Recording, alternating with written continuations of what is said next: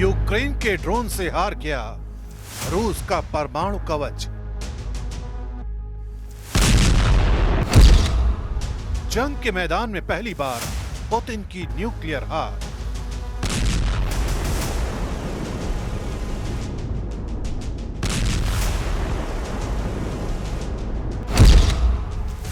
NATO की रक्षा के लिए ट्रंप प्रशासन की सौगंध।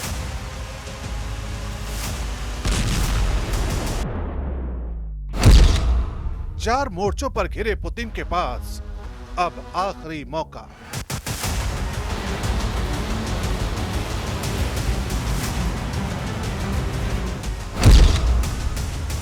पुतिन की साख पर प्रहार, अब होगा भयानक वॉर।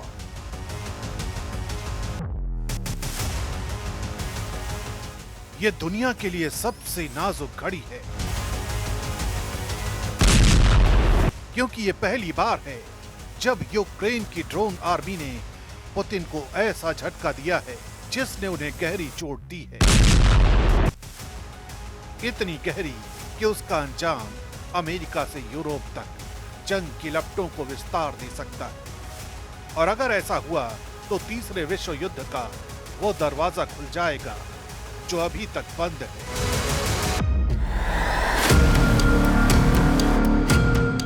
लेकिन आखिर ऐसा क्या हुआ कि रूस के एक ड्रोन हमले ने पुतिन की नींद उड़ा दी? ऐसा क्या हुआ कि पुतिन को आपात बैठक बुलानी पड़ी? इसे समझने के लिए सबसे पहले इन तस्वीरों को देख लीजिए। ये पहली बार है जब यूक्रेन की ड्रोन आर्मी ने पुतिन को ऐसा झटका दिया है जिसने रूस की सेना के सबसे सुरक्षित और महंगे टैंक IMR-3M ट्रैक्ड टर्मिनेटर को ध्वस्त कर दिया है।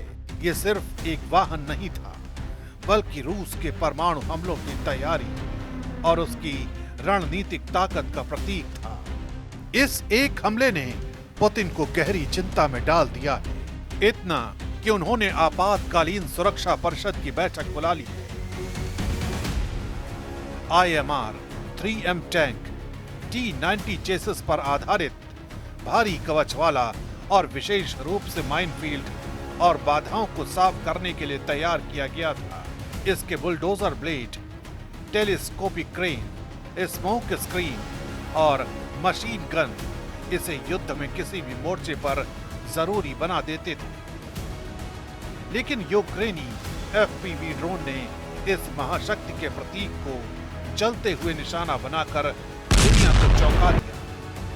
ड्रोन ने केवल टैंक को ही नहीं, बल्कि रूस की परमाणु शक्ति और उसकी सुरक्षा के विश्वास को भी ध्वस्त कर दिया। युद्ध के मैदान पर यह घटना इसलिए भी ऐतिहासिक है क्योंकि पहली बार एक कम लागत वाली तकनीक, स्मार्ट रणनीति और साहस ने रूस की महाशक्ति के रुतबे को चुनौती दी है। इस हार का असर केवल मैदान तक ही सीमित नहीं है, पुतिन की साख पर सीधा प्रहार हुआ है। ये रूस के अंदर और बाहर दोनों स्तर पर चिंता पैदा कर रहा है। इस हमले के बाद नेटो भी अलर्ट मोड पर है। अमेरिका और यूरोप ने स्पष्ट कर दिया है कि हर इंच नेटो टेरिटरी की रक्षा की जाएगी। पोलैंड और एस्टोनिया में हड़कंप मचा हुआ है। पुतिन के चार मोर्चे गंभीर रूप से दबाव में हैं। अब उनके पास आखिरी मौका बचा है, वरना रूस की महाशक्ति की छवि और उसके परमाणु शक्ति के दबदबे को जबरदस्त झटका लग सकता है। अब पुतिन को मिली इस परमाणु हार को एक एक सीन के हिसाब से समझते हैं। IMR-3M ट्रैक्ड टर्मिनेटर के इस वीडियो को देखें। आप देखेंगे कि कैसे छोटे और तेज FPV ड्रोन ने बड़े और महंगे टैंक को निशाना बनाया। जैसे ही ड्रोन लक्ष्य पर हिट करता है, टैंक के कवच पर धमाका होता है, धुआं उठता है और वाहन पूरी तरह से नष्ट हो जाता है। रूस की आधुनिक वॉर मशीनरी के लिए ये कितना बड़ा नुकसान है, इसे कीमत से ही समझा जा सकता है। IMR-3M ट्रैक्ड टर्मिनेटर एक बेहद महंगा और हाईटेक इंजीनियरिंग वाहन है। इसकी अनुमानित कीमत $6 से $8 मिलियन यानी भारतीय रुपये में लगभग 50 से 65 करोड़ रुपए है। यूक्रेनी एफपीवी ड्रोन जिसने इस टैंक को नष्ट किया है केवल 1500 से $2500 यानी लगभग 1.5 लाख से 2 लाख रुपए की कीमत में आता है। कीमत के हिसाब से देखा जाए तो एफपीवी ड्रोन ने IMR 3M की कीमत का लगभग 2500 से 5000 गुना कम खर्च में उसे तबाह कर दिया। Allies affirmed yet again that our shared commitment to collective defense is unshakable. We do not want to see a continuation of this dangerous pattern by Russia, intentional or not, but we stand ready and willing to continue to defend every inch of Allied territory. ये तस्वीरें बताती हैं कि आधुनिक युद्ध में तकनीक और रणनीति का प्रभाव कितनी तेजी से बड़े हथियारों की ताकत को खत्म कर सकता है। रूस के हथियारों के नुकसान का रिकॉर्ड रखने वाली वेबसाइट ORYX के मुताबिक आखिरी बार ऐसा वाहन 28 जनवरी 2024 को ध्वस्त हुआ था, जबकि उससे पहले 4 अप्रैल 2022 को एक और टैंक को निशाना बनाया गया था।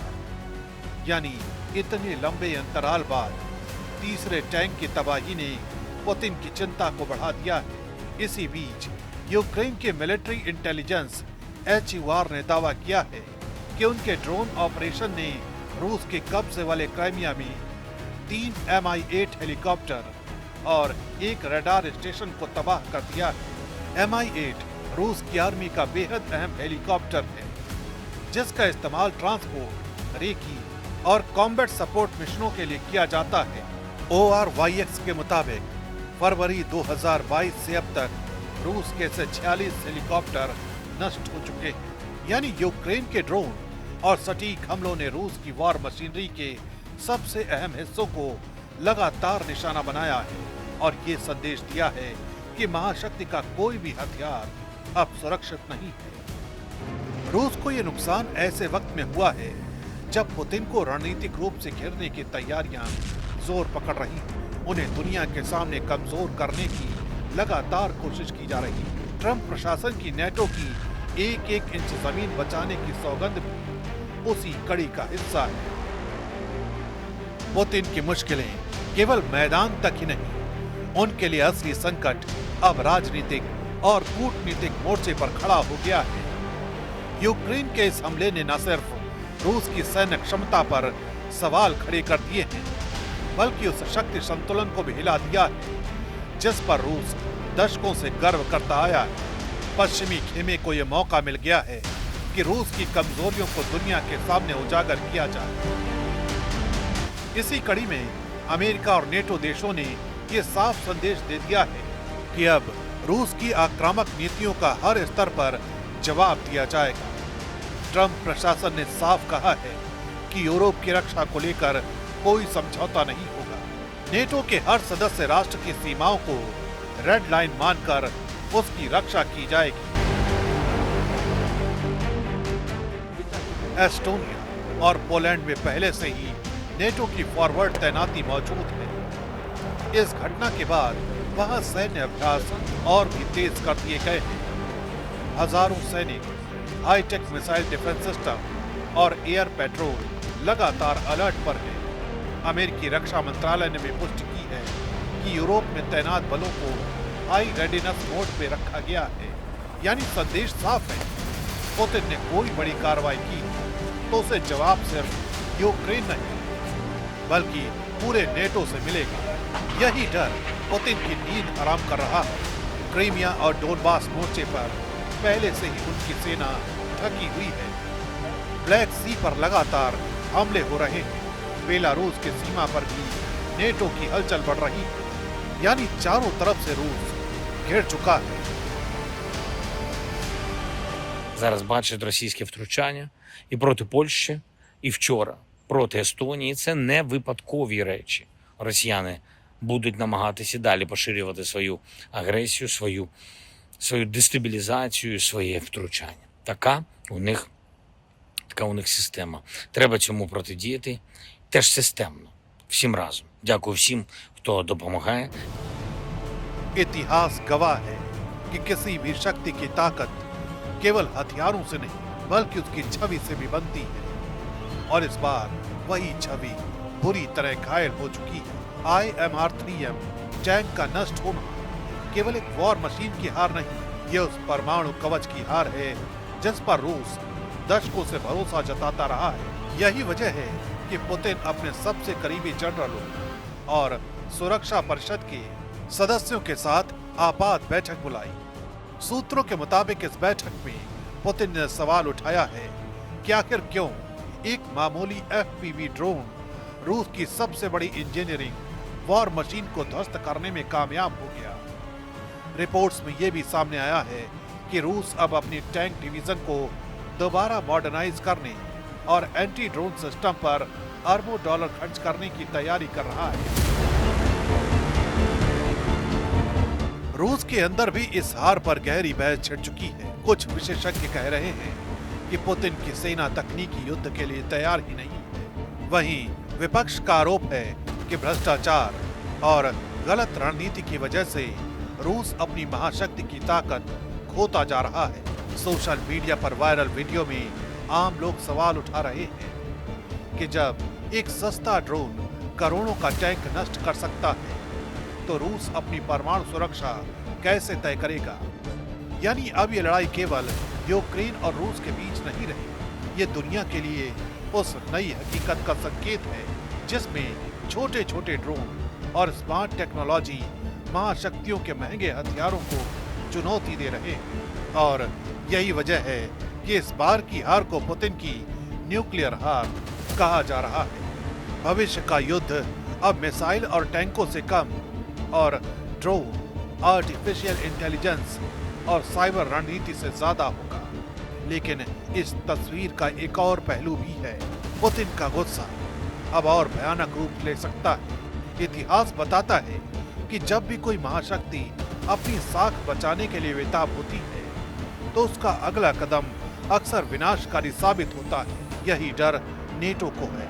यही वजह है कि अमेरिका से लेकर यूरोप तक सुरक्षा परिषद और राजधानियों में अलर्ट मोड का सायरन ऑन कर दिया गया है।